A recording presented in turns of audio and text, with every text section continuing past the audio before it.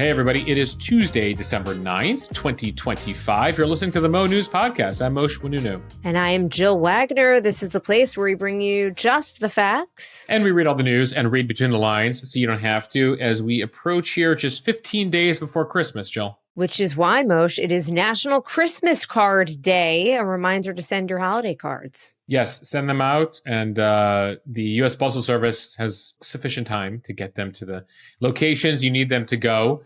Moshe, the Winunu should have received my holiday card. And I'd spent a lot of time on it this year because we moved. So I wanted everyone to have my proper address. I wrote a fun little poem.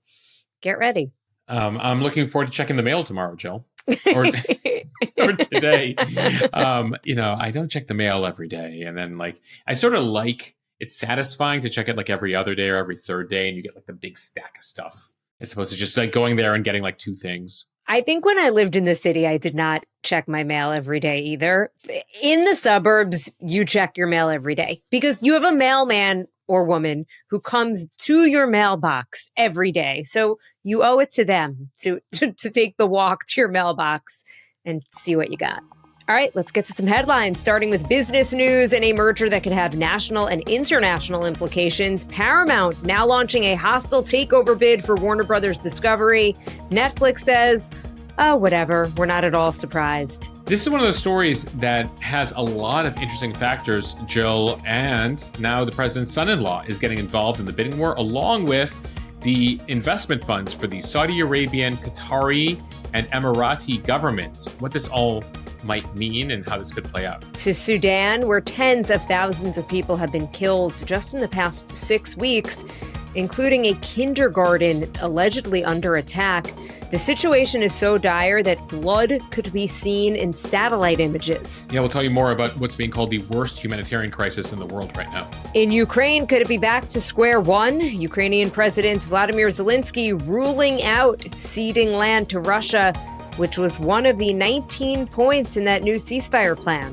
Meanwhile, the Trump administration wants to make airports more family-friendly. Think kid play areas, designated rooms for nursing. And they're also talking about healthier food, Jill, and it came as there was a pull-up competition between two cabinet secretaries at the airport yesterday. And the Trump administration also announcing $12 billion in one-time payments to farmers. Part of the fallout here of the tariffs. The Golden Globe nominations are out. Who got them and who got snubbed? The Mo News Podcast, Jill. The Mo News Podcast. Because it turns out got snubbed. Because people are saying, that's what the people are saying, at least on the Mo News team. Because, the Golden Globes this year, not just TV and movies, but they've added a podcasting category. And allow me to reintroduce myself. Frozen yogurt making a comeback, trying to appeal to millennials and Gen Xers like me, who are all grown up. 16 Handles has a new look, apparently. We'll tell you about it. And Moshe has on this day in history. Your clue today, Jill, is Harry Truman, Doris Day, Red China, Johnny Ray. Come on. Too easy. For you, maybe. At least pick some different lyrics from the song. Einstein, James Dean, Brooklyn's Got a Winning Team. Still too easy. Still too easy. All right. Okay, starting with the latest on the bid to buy Warner Brothers Discovery. Moshe, as they say, the plot thickens. Jill, naturally, we're talking about the takeover of the most famous movie studio in history. Well, just when it looked like Netflix won a bidding war to buy Warner Brothers for $82 billion, a deal approved by the boards of both companies, Paramount is not taking no for an answer. The company, which owns CBS and Showtime, is launching a hostile takeover bid for Warner Brothers. Among the prizes that it desperately wants, the Warner Brothers movie studio, the HBO Max streaming service, and a portfolio of cable channels, including CNN. In case you are not familiar, a hostile takeover is when a company tries to buy another company against their wishes. And there are a few different ways that they could do that.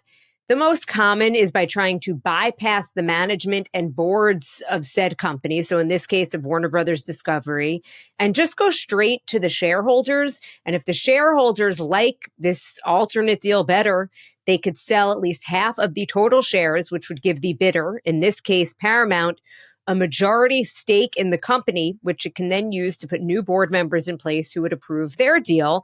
And that is exactly what Paramount appears to be doing, saying that it will pay $30 per share in cash for Warner Brothers Discovery, which would value the company at around $108 billion, which is about $30 billion more than Netflix's offer. So there's a whole bunch of technicalities here when it comes to the process. The next 20 business days being key here in terms of response. Any shareholder of Warner Brothers can sell their shares to Paramount for $30. And if Paramount buys 51% of outstanding shares, it would control the company here. The Paramount CEO, David Ellison, telling CNBC on Monday, they're offering shareholders more money and a better deal. Again, $108 billion in value versus $82 billion. Plus, they're going to take all the assets. They don't have to spin off these cable networks like CNN and TNT. They're like, we'll take it all. We'll take everything you guys have, good, bad, ugly. Now, for those of you keeping score, this is now the seventh offer Paramount has made to Warner Brothers since the beginning of December. Paramount really touched off this entire thing. Warner Brothers Discovery was not planning on making an aggressive sale this year. They were planning on spinning off their cable channels. They had some other plans. They've just come off of a merger just about 3 years ago. But David Ellison and Paramount were very aggressive here. And then the rest of the media companies were like, well, if Warner Brothers is for sale, we're going to put a bid in. Comcast made their bid. Then Netflix said, hold our beer. We're going to put in a bid. We are Netflix and we have more money than the rest of you and a bunch of cash, and we're going to make our bid. Warner Brothers saying, you know what? We're going with Netflix. Paramount saying, not so fast. And so now you have this war happening here. I mentioned David Ellison, the CEO of Paramount. Here's a bit of what he had to say about his offer, his counter offer here, his hostile bid over on CNBC. And our deal is pro-consumer. It's pro-creative talent. It's pro-competition. So you see the way that he's couching this: pro-consumer, pro-talent, pro-competition. The big concern here is Netflix already very big. This makes Netflix even bigger. They're the number one streamer. HBO Max is the number 3 streamer. Getting together, they get even more huge. And that's a bit of what you've seen President Trump even say. He was asked about this on the red carpet over the Kennedy Center honors over the weekend. He said, yeah, I don't know how, this might be too big, but I respect Ted Sarandos, the head of Netflix, and we'll discuss all of this. And that's going to be key here. The deal needs the approval of the Trump administration. Now, one thing working out potentially in Paramount's favor is a skepticism about Netflix's size, and also the fact that the Paramount bid here, the way that they got to $108 billion, Jill, well, Paramount doesn't have all that money themselves. They had to go to some outside companies, individuals, to gather all that cash. Among the individuals they went to for this counter offer, Jared Kushner. You might be familiar with him. He's the president's son-in-law. He has a firm called Affinity Partners, a private equity firm, and he's put some cash in with Paramount for this counter bid that will be judged by the president of all people. Add to the mix the Qatari Sovereign Wealth Fund, the Saudi Sovereign Wealth Fund, the Abu Dhabi Sovereign Wealth Fund. There's a lot of countries, very rich countries around the world, that have what's called sovereign wealth funds. They're investment vehicles for the countries, and they're all putting in billions and billions of dollars here. Here's President Trump asked about Jared Kushner getting in the mix here during a meeting over at the White House on Monday. Paramount is supported by Jared Kushner, Mr. President. Would that impact your decision? If Paramount is, I don't know. I've never spoken to him. He's really trying to work on Gaza. I think Gaza's his primary thing is Gaza. So you see the president saying, interestingly, I have no idea what Jared Kushner is up to. He's supposed to be working on Gaza. Now, Trump loves a good media story as much as anybody. He is on social media and pretty plugged in on these things. And so interesting, that reaction there. But it is leading to many accusations, Jill, not surprisingly, that this is, going to be subject of crony capitalism, of certain favors being played here, especially as this counterbid from Paramount includes Jared Kushner, some countries Trump has gotten very close to, as well as David Ellison, son of Larry Ellison. Larry Ellison, a close friend of the president's. He also happens to be the second richest human on earth, just over $200 billion, just behind Elon Musk there. Larry Ellison putting in billions of his own money to help his son acquire Warner Brothers. There are a lot of questions here, Joe, on multiple levels. You have the Kushner question. You have the Saudis, the Qataris, Abu Dhabi. Interestingly, those sovereign wealth funds are not demanding board seats to help control this future Paramount Warner Brothers organization, which leads to the question, what are they demanding for the billions of dollars they're putting in towards this investment? What is being promised behind the scenes here? There are various rules we have. There is a board called CFIUS, starts with a C, the Committee on Foreign Investment in the U.S. Typically, they would scrutinize these deals. So it's interesting that there's foreign money going in here, but specifically they said, well, we'll put in our billions, but we're not even asking for a board seat or anything public here. Again, leading to accusations and questions here about potential impropriety. And Moshe, not surprisingly, especially some Democratic senators skeptical. Democratic Senator Elizabeth Warren from Massachusetts weighing in on Monday saying the Paramount Skydance's hostile bid for Warner Brothers is, quote, a 5-alarm antitrust fire. She wrote in a statement that it is exactly what our anti-monopoly laws are written to prevent, backed by a who's who of Trump buddies, from Jared Kushner's private equity firm to the Ellison family to money flowing from the Middle East. By the way, she was also very critical of Netflix's wanting to buy Warner Brothers as well. Right. On one end, you have monopoly concerns with Netflix. On the other end, you have concerns about this foreign investment, the son-in-law angle here with Paramount.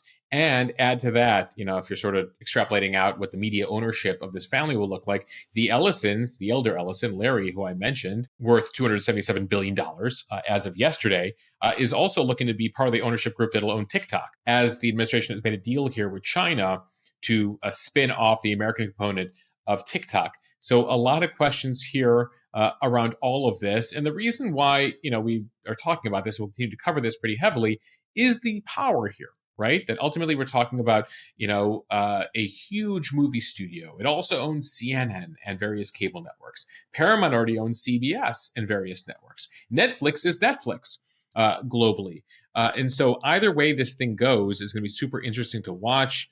And we've discussed, HBO Max and the Warner Brothers library. It's everything from Wizard of Oz to Casablanca to Big Bang Theory and Friends. So a huge library there, a huge studio there. And one of these stories, Jill, that has an angle at the White House, an angle internationally, an angle on Wall Street, and an angle in Hollywood. And one of these stories that we don't know how it's going to end. Like a good Netflix or HBO Max series, Jill, we're only in episode 2 of an 8-episode track, and there might be a season 2, given how long this might go. But if it was Netflix, you could just binge the whole thing. If it's HBO Max, they drop an episode every week. So this is much more HBO Max style, Jill, as opposed to just, they haven't dropped the ending already and we just have to get to it. We don't know how it's going to end. I did a story about what exactly a hostile takeover is over on the Instagram page on Monday. And I mentioned that in Succession, which of course is one of HBO Max's recent shows, in season 1, Kendall Roy launched his own hostile takeover of his father's company, his father's media company. Unsuccessful, though. It did not work. So we'll see what happens in this real life takeover. But I'm the eldest boy. That's something he Is said. that show? That's that show. But that was in the last season of the show. Okay, now to the situation in Sudan, which is getting even more dire. At least 60,000 people have been killed and 150,000 still unaccounted for. In just these 6 weeks since the paramilitary, the Rapid Support Forces, the RSF, seized the western Sudanese city of Al Fasher. This is according to private briefings given to British MPs. The RSF took over Al Fasher in late October, which gave the militia effective control of the entire Darfur region. According to the UN, an estimated 260,000 civilians are trapped in the city. Over half of them are children. And because of famine, many have been forced to eat animal feed. Al Fasher has effectively been cut off from the outside world for the past 18 months during this seizure. But the situation is so bad that blood and bodies from Al Fasher and other parts of the Darfur region have actually been visible in satellite photos. RSF officials have pledged to allow UN members into Al Fasher to see and document the atrocities. But as of right now, no UN members have been let in.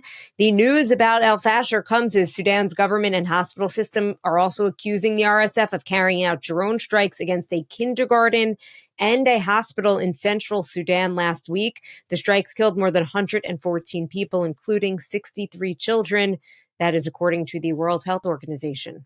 All right, so let's back up here. What's happening in Sudan? There's a civil war that is nearly 3 years old. It was touched off over a feud between two generals. One general who was the president of the country, the other general who was the vice president. The president controls the Sudanese army. The vice president controls the RSF, the Rapid Support Forces, who you've just been talking about. And effectively, these two sides have been at war, destroying this country over the course of the past 3 years. And there's a lot of international involvement here. On the side of the RSF, allegedly, is the United Arab Emirates, though they deny it. But they've been accused repeatedly by a number of organizations and countries of supplying and supporting the RSF. So the UAE on one side. Over on the other side, supporting the Sudanese army, led by the president, you have Turkey, Egypt, Iran, and several other countries. And so there's a lot of international involvement here in terms of weapons and support to these two sides. And this war has ravaged the country. And we should mention, since some of you often ask on Instagram, all right, so like, am I supporting one side or the other side here? Both sides are committing horrific atrocities here. But in particular, what we're talking about is what the RSF has been doing along with Arab militias to the ethnically black population there in Western Sudan. Sudan has now been declared the worst humanitarian crisis in the world by the UN and other international NGOs. Around 150,000 people are believed to have been killed overall over the last 3 years, though estimates range all over the place. Also, 14 million people have been displaced, including several million children under the age of 5. Again, just in stark terms, as we look at global conflicts and global war here, multiple times bigger in terms of atrocities and human beings impacted here than any other conflict we've been talking about for a while. What this means long-term, Sudan probably looking at yet another split in half. Over the last couple decades, Sudan was split between what is now South Sudan and Sudan. Now we're looking at Sudan proper, and effectively this will be split in what looks like an East Sudan and a West Sudan, depending on how this whole conflict ends. This is already a country that was very poor, already dependent on humanitarian aid here, and the numbers are stark. Not enough aid is getting in. There's not enough media attention. Little to no media is there right now. And Jill will try to bring you the details that we can based on some of the reporting that's going on among other publications. The Guardian right now, the UK, has been staying on top of the story. Time for the speed read, starting overseas, where it looks like we could be back to the drawing board when it comes to the war in Ukraine. From the Washington Post, Ukrainian President Vladimir Zelensky says Ukraine will not surrender territory, rejecting a central Russian demand that President Trump had incorporated into his latest proposal to end Russia's war. Zelensky met with top leaders from Britain, France, and Germany on Monday in London to discuss Trump's plan. He told reporters after the meeting, quote, "Under our laws, our international law, and under moral law, we have no right to give anything away. The unequivocal declaration that Ukraine will not surrender land could mark the collapse of Trump's plan, which critics condemned as fulfilling a wish list of Russian President Vladimir Putin." So Zelensky did say the plan had been stripped of what he called the explicitly anti-Ukraine provisions, suggesting that he is open to a deal here. Remember that initial plan the U.S. Conceived of was done in close consultation with the Russians and had a lot of things in there. The Ukrainians are like, I cannot remotely agree to this plan.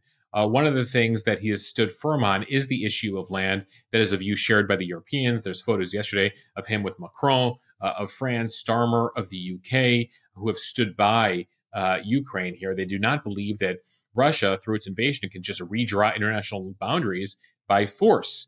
Now, at the end of the day, though, Russia does control about 20% of Ukraine, and Ukraine has not successfully in nearly 3 years been able to push them back significantly. So the question will be ultimately, what of Ukraine will Russia get? Because they just happen to sit on parts of 4 different regions of Ukraine. But Russia's been insisting on even more of the land, and that's where Zelensky's really drawn a line here, so to speak, where he's like, I'm not giving you land that you don't even control yet of my own country. So Zelensky pushing back hard here. Remains to be seen what comes next. Trump has grown increasingly frustrated with the conflict. He wanted this solved by now. So where does he go next? What is his involvement next? As he's had a whole number of folks involved in this, including the aforementioned Jared Kushner, his son-in-law, his envoy to multiple regions, Steve Witkoff, and then he's had Marco Rubio and some other folks involved in these negotiations. To the Supreme Court now from Fox News, where the conservative majority on Monday signaled that it may permit President Trump to fire a member of the Federal Trade Commission without cause, toppling a 90-year-old legal precedent. It is another case that could reshape the balance of power in this country. On Monday, justices heard nearly 3 hours of arguments centered on whether it was legal for Trump to fire Rebecca Slaughter. She's a Democrat on the Federal Trade Commission. She was terminated by the president without cause. years before the end of her term in 2029. At the time, Trump said that she did not align with his vision. Slaughter sued, citing protections under the Humphreys Executor, a 1935 Supreme Court decision that allowed Congress to protect certain federal regulators from being fired without cause.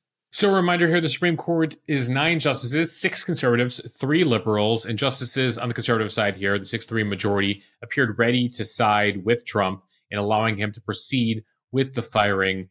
Most conservatives appearing to disagree with the notion that Congress should be able to block a president's ability to fire federal regulators, and they're looking at just overturning that 1935 court decision completely. Now, the liberal justices, understandably concerned about all of this, Justice Elena Kagan, worried about the precedent here, saying the result of what you want is a president that's going to have massive, unchecked, uncontrolled power, and there should be more of a role for Congress here. But then you had conservatives here like Justice Kavanaugh. We put up a clip over on our Instagram page saying that these independent agencies are not accountable to the people, effectively echoing some of the arguments you've heard from conservatives that there's massive power these independent agencies have, and technically the executive branch, in his opinion, and the conservative, and in the opinion of several conservatives, should have more power over these dozens. Jill, we're talking about 150 different agencies. Though, interestingly, you did see a preview of arguments next month, because the next case that comes up, Jill, is whether the president has the power to fire members of the Federal Reserve Board.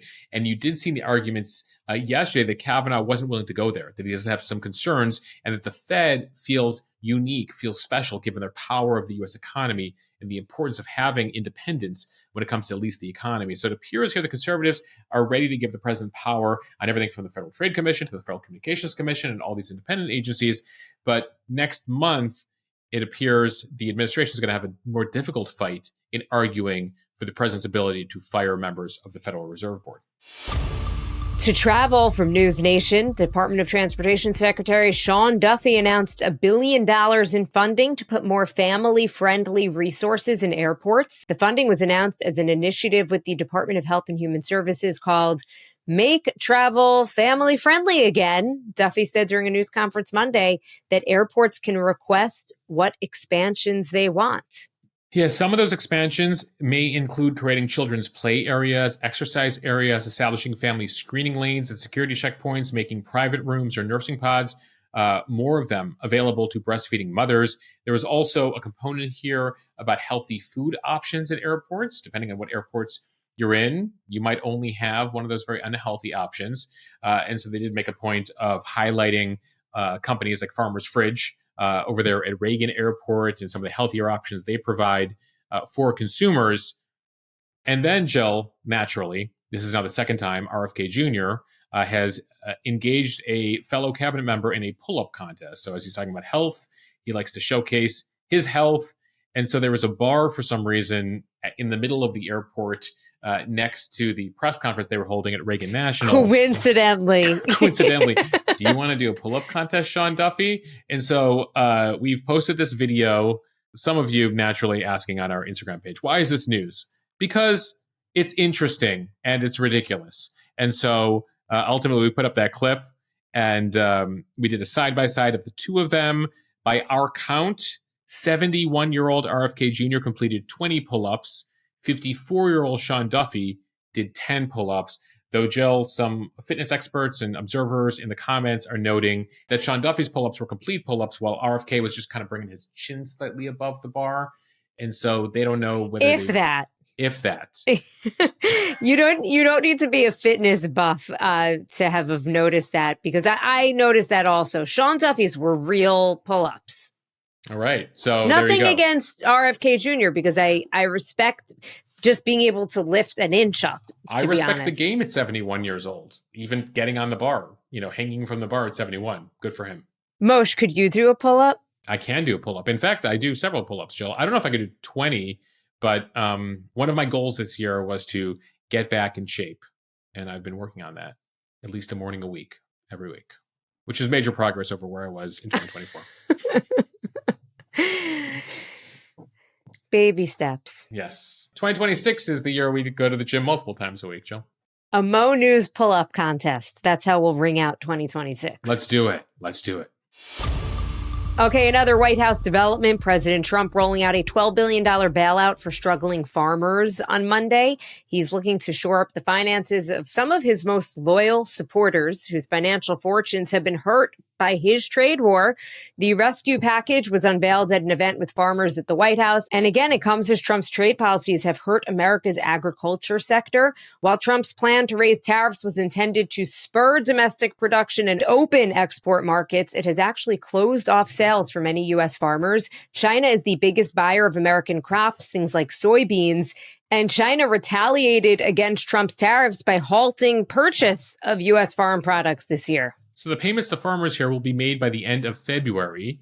The Trump administration is saying that they will initially distribute $11 billion, and then they're reserving sending out another $1 billion if necessary. Trump said the money is a small portion of the revenue they're bringing in on tariffs, although tariffs are the same reason why these payments are necessary. The aggressive use of tariffs over the past year is the primary reason that farmers need economic support. Due to the tariffs, China is now turning to countries like Brazil, Argentina, and other countries for food products as retaliation for the U.S. tariffs. So then the American farmers suffer, and then because of that, the government now needs to subsidize the farmers. It's something that happened during Trump's first term as well. And so this whole thing is a big circle, a big cycle here of we do the tariffs, they stop buying from farmers, and because of that, we're giving money to the farmers here. But administration officials say this is necessary because of the larger strategy here at play when it comes to the tariffs. Though, Jill, increasingly as we look ahead to 2026, it appears that the impact of the tariffs, we felt a bit of them in 25,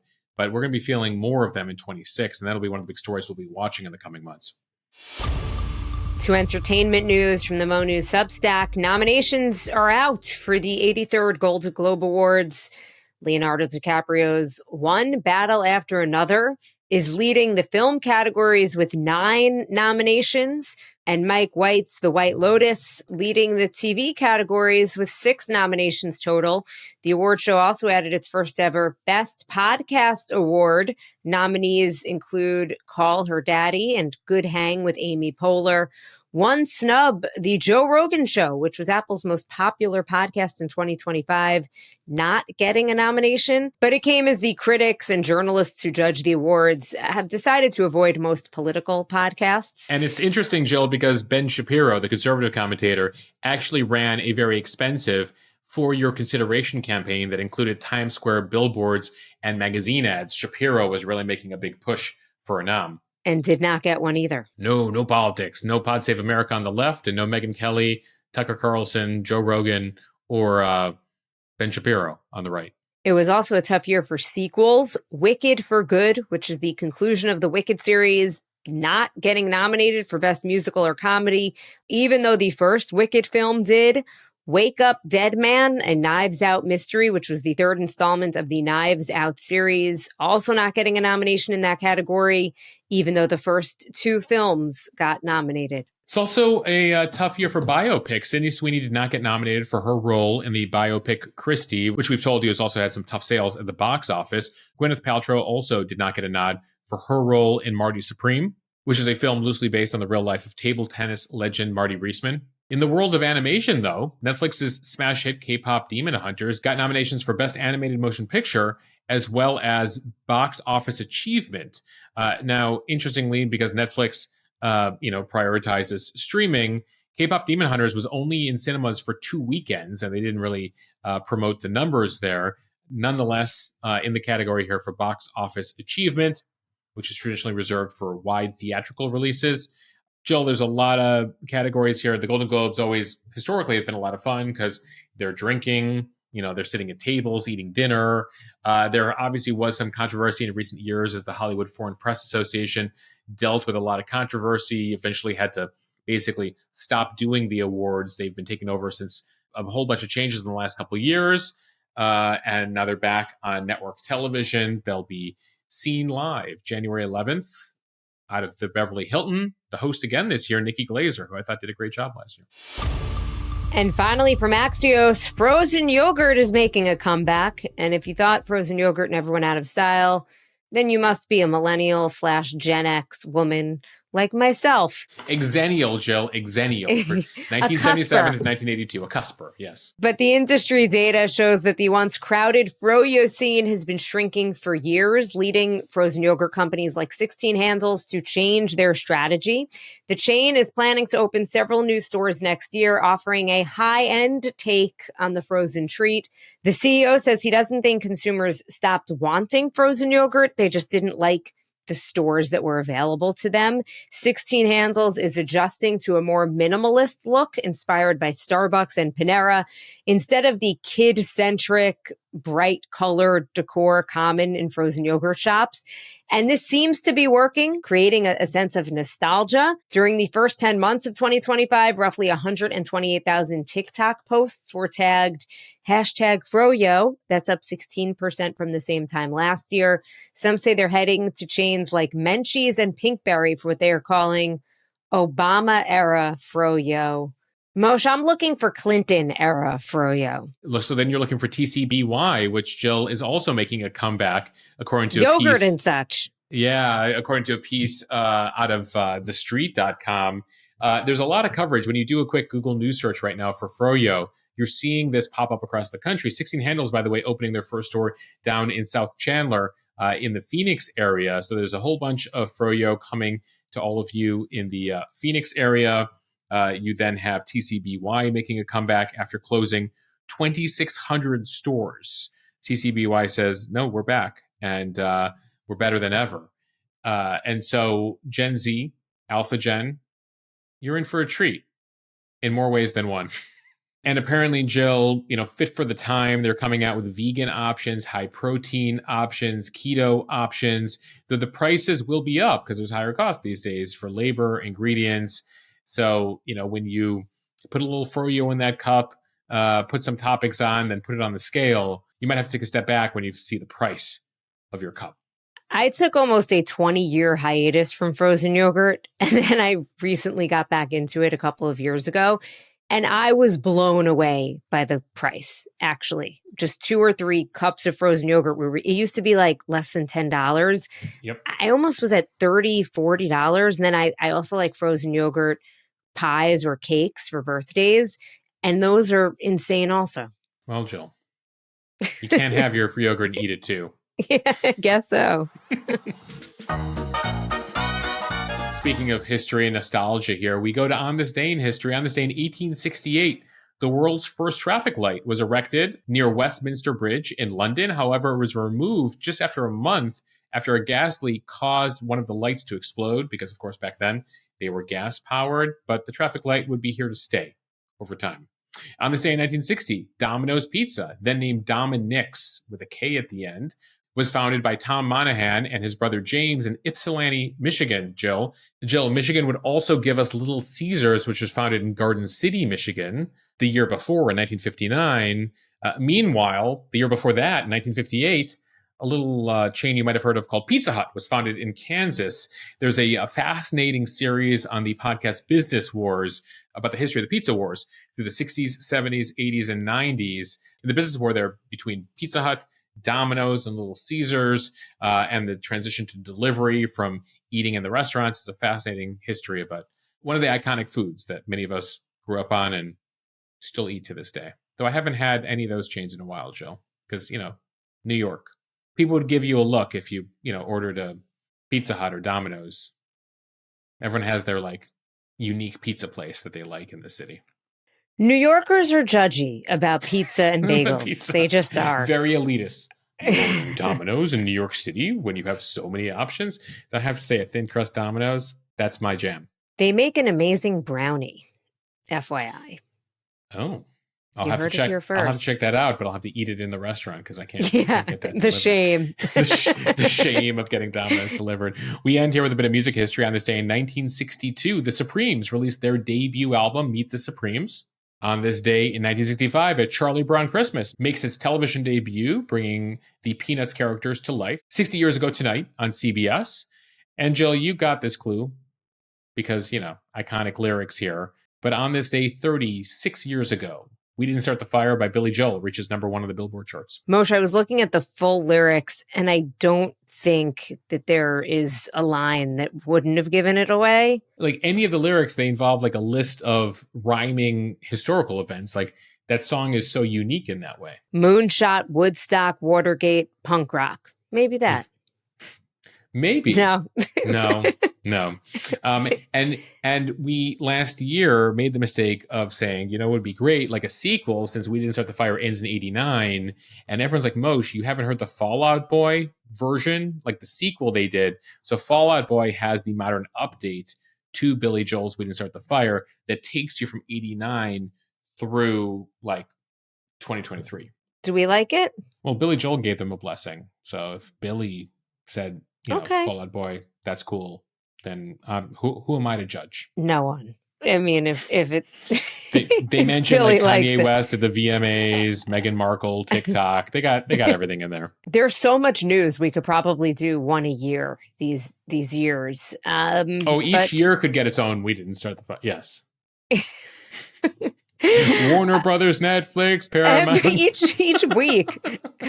All right. Thank you guys for listening to the Mo News podcast. If you like what you hear, please share this with your friends. It will help us grow. Follow us, subscribe so you do not miss an episode, and review us in the App Store. We're going to work on maybe we'll have that for the end of year edition, Jill.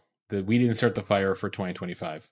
That might do pretty well on Instagram. That's not a bad idea. Like just do an annual version of it, and maybe we'll get the blessing of the boss. We'll get the blessing of Billy. Bruce Springsteen's the boss. Oh, that's correct, Jill. He's the boss. I was saying the boss piano of this, man. You'll get the blessing of the piano. The piano man, but the boss of the song. That's what I meant. Not like the boss. The boss. Yes. Sure. See everyone tomorrow.